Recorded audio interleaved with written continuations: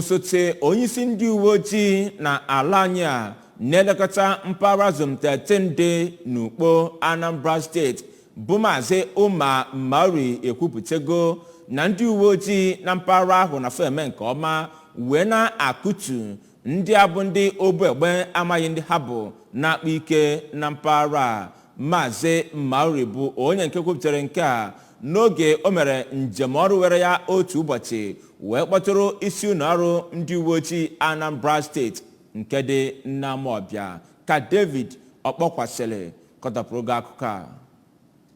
Ya bụ onye isi uwe ojii na zonu bụ Maazị Muri bụ onye kọmishọna na-ahụ maka ndị uwe ojii na Anambra steeti Maazị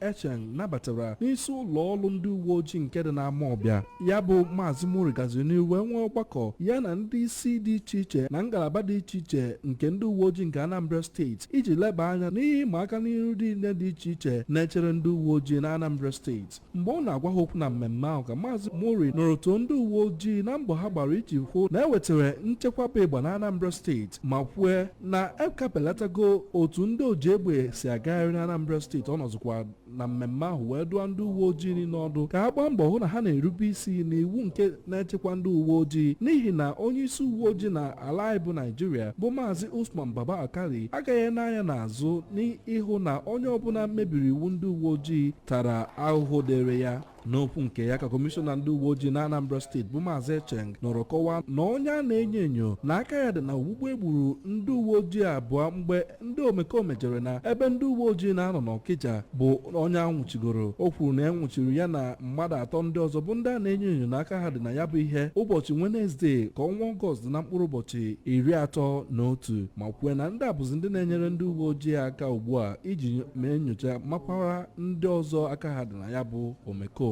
Site n'Amawbia, abụ m David Okpokwasịrị maka akụkọ ụwa ABS.